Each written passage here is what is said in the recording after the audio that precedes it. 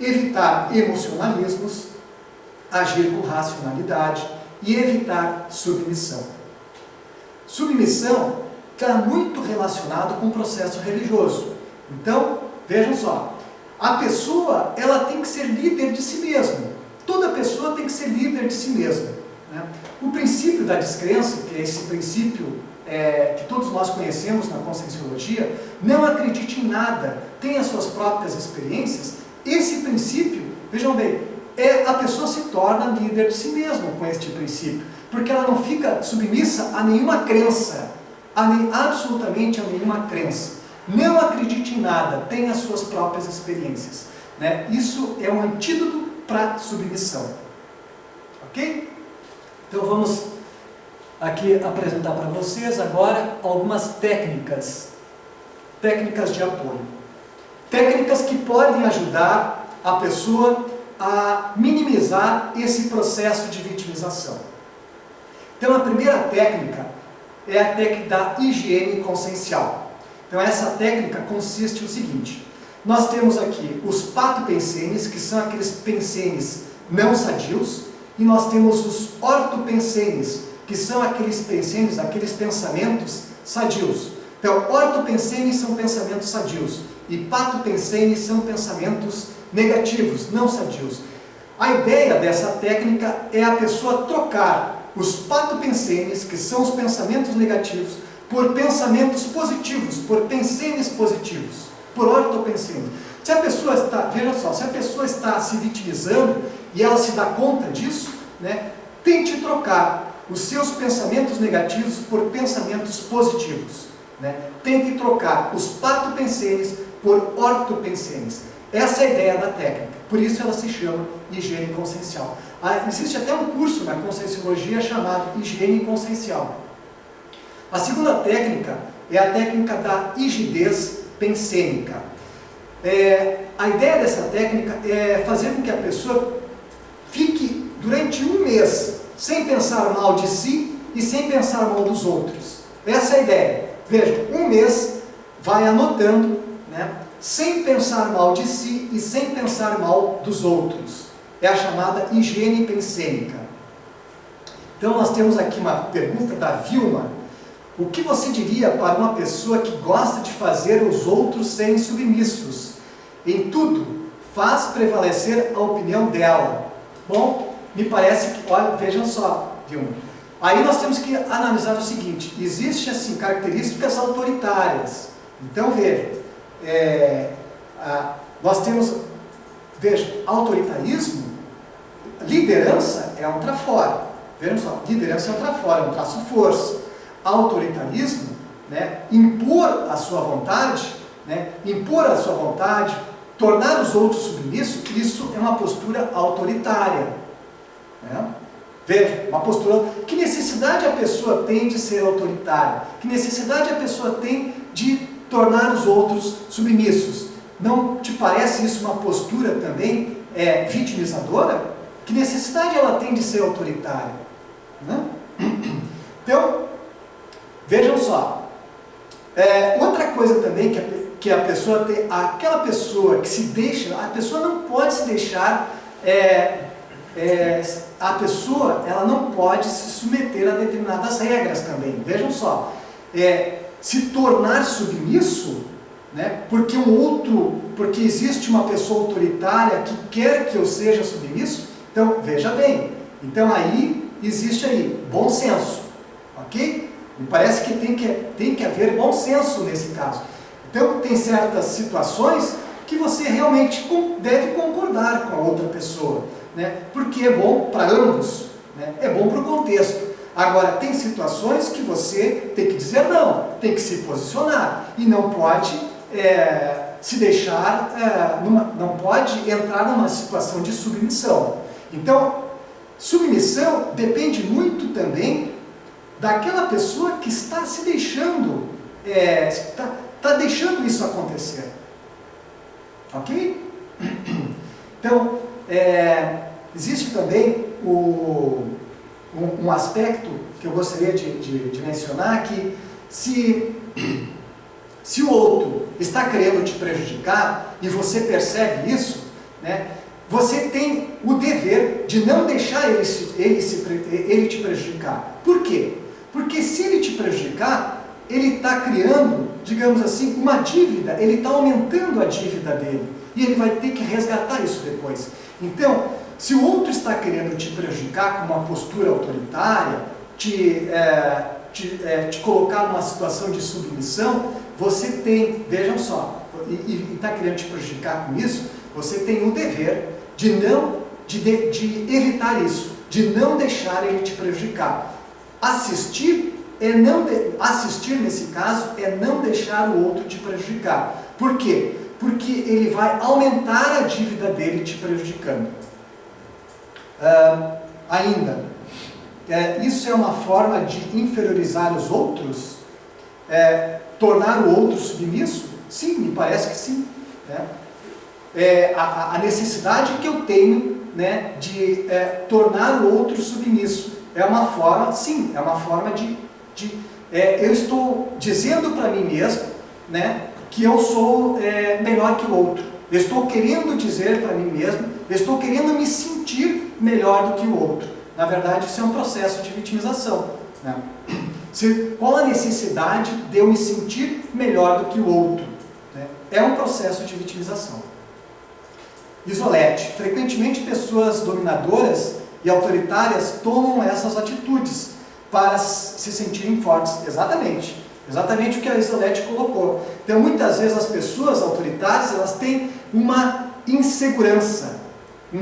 Elas são pessoas inseguras. E exatamente, existe, então, aí, elas tomam uma atitude, muitas vezes, forte, firme, né, porque elas são inseguras.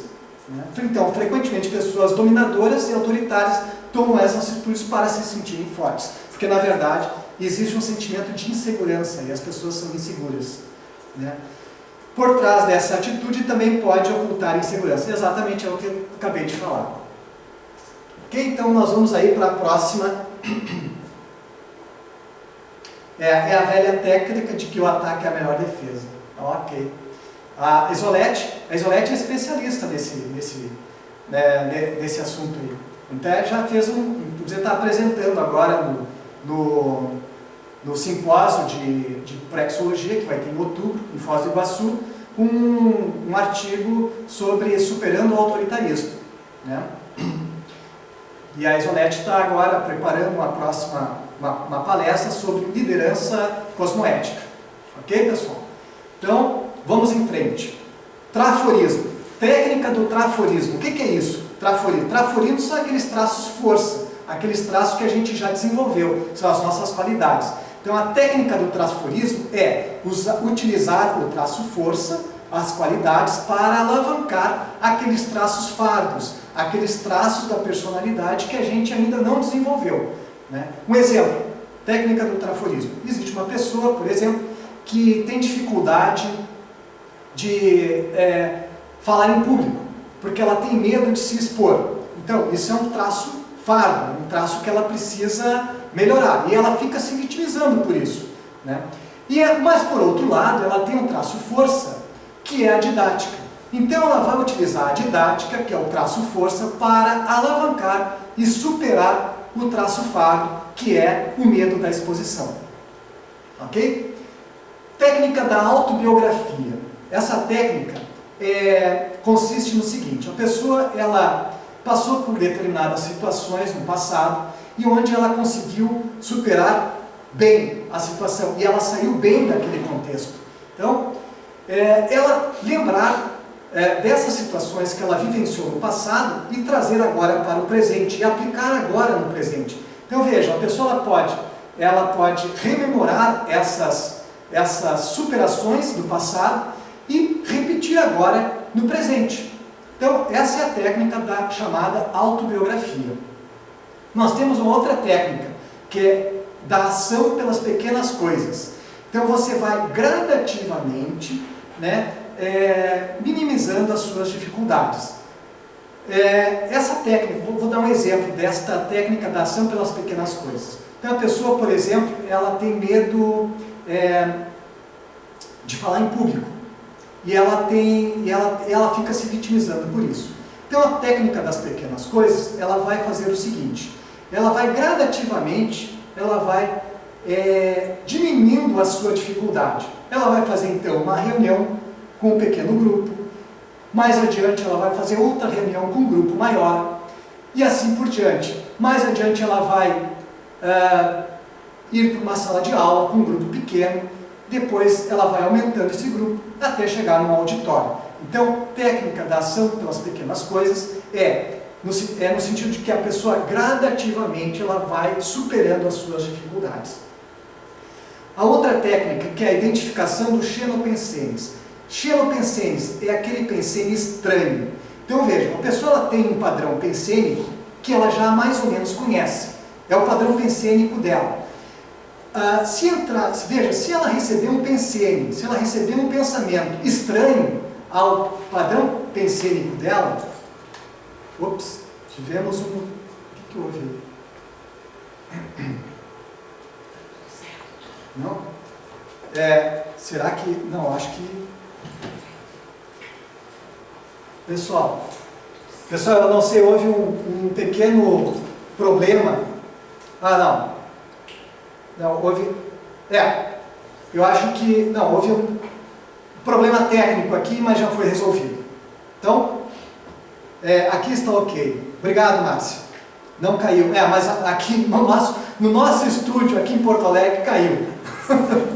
Então tá, vamos então em frente. Identificação do xenopensene. Xenopensene é aquele pensene estranho. Então se a pessoa já tem um padrão pensênico que ela já mais ou menos conhece e ela receber um pensene estranho, ela pode identificar o seguinte: opa, esse pensamento não é meu. Então isso fica mais fácil para ela superar o processo de vitimização. Ok? Por quê? Porque ela sabe que aquele padrão... Ela já conhece o padrão pensênico e sabe que aquele pensene estranho não é dela. E a outra técnica que nós colocamos é o sobrepairamento analítico. Então a pessoa está vivendo um determinado contexto, está lá, digamos assim, se vitimizando, né, vivendo aquele contexto, e ela vai fazer o seguinte: essa técnica, a pessoa ela vai analisar aquele contexto, mas como se ela estivesse fora do contexto. Ela continua vivendo o contexto, mas ela vai sair como se ela vai se imaginar fora daquele contexto, né? Onde na verdade ela vai, se imaginando fora do contexto, ela vai ter condição de ter digamos assim, uma compreensão maior daquela situação, ela vai ter uma visão panorâmica melhor daquela situação e ela com isso vai poder, digamos assim, se posicionar melhor. Ok? E nós temos por último aí a técnica do desenvolvimento da assistencialidade. Então vejam só, quando nós falamos em processos de vitimização, o que tem por base do processo, o que tem por base de todo o processo de vitimização? É o nosso egocentrismo, é o nosso nível de egoísmo. Então, quando a pessoa... Por quê? Por que a vitimização tem relação com o egocentrismo? Porque a pessoa que se vitimiza, ela está muito centrada em si mesma, está com um foco muito centrado em si mesma. Quando a pessoa começa a fazer um trabalho voluntário, seja na conscienciologia ou fora da conscienciologia, vejam só, ela retira o foco de si e passa a focar no outro. Ela passa a se preocupar com o outro, passa a querer ajudar o outro. Então ela tira o foco de si. Então esse querer ajudar o outro e esse trabalho em benefício do outro, isso torna a pessoa menos egoísta e isso minimiza o seu processo de vitimização. Ok, pessoal? Então,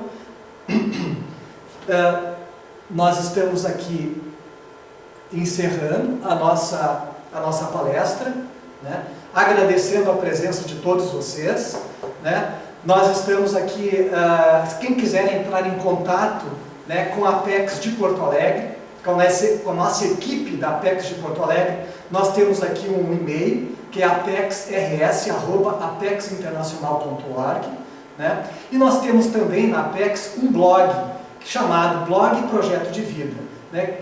Se vocês quiserem escrever um artigo, fazer um comentário, né, encaminhar para o blog, então fica aí o convite. Então nós agradecemos a presença de todos, né? Vejam, eu quero ressaltar que todos os sábados, impreterivelmente todos os sábados, a partir das 15h30, nós temos palestras online de forma gratuita, né? E então todos vocês estão convidados, ok?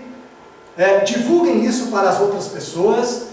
Obrigado pela presença, um abraço a todos, ok?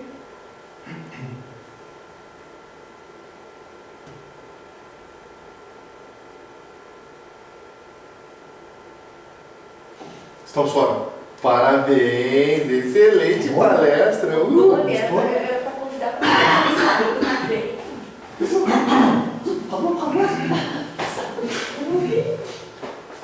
Entrar de novo. Pessoal, esqueci de falar uma coisa. Cara, a palestra foi muito boa. Aí que o pessoal tá todo mundo dando parabéns. Né? Boa. Muito boa, parabéns, muito agradável. Obrigado, a palestra muito boa, muito bem. Grato informações, obrigado. Muito boa a palestra. Mas tu estava nervoso. Tava nervoso, mas assim, ó, vou te dar um feedback. Tu tá ficando muito bom. Tá, eu só tem umas coisas que a gente não podia ver que tá nervoso. Então, e vejam só, tu deve ter falado mais de 20 isso, vejam só. Então, Tem algumas... Vejam o impacto, vejam só. E aquele negócio de a partir de agora vamos... Não precisa. Forma agora. Agora, no geral, Nani, tá ficando muito bom. Sabe por quê? Olha só, eu te acompanho desde as primeiras aulas. As respostas foram legais, né? Não, assim, ó, a parte boa disso aí, eu penso, minha maneira de ver, é que assim, ó, o cara, tu nota quando a pessoa tá ficando muito boa, quando tu começa a ir destravando, entende? Olha só, antes quando tu começou a dar aula, as primeiras vezes quando tu começava a dar aula, tu era todo meticuloso, tinha que ser assim, não podia sair do padrão, tinha que ser... E aí, sabe, tu não te soltava. Hoje, as tuas palestras de hoje estão muito mais sociáveis, assim, tanto é que tu procura abordar temas atuais, entende? Aquele do Ronaldinho, cara, aquilo ali é excepcional, eu acho muito bom isso. Essa eu acho a diferença entre as nossas palestras, por exemplo, a palestra do IPC. O IPC é tudo bonitinho, travadinho, não pode ser da outra forma, tem que ser assim, entende? Como a gente tem uma liberdade maior, eu acho que essa permissão de fazer um pouquinho melhor é o que faz esse link com as pessoas, porque as pessoas dizem assim, olha, é bonito falar em interassistência, é bonito falar em uma pessoa overdressed, mas o que é uma pessoa overdressed? Entende? Então, esse tipo de coisa eu acho que une. A gente está gravando tudo.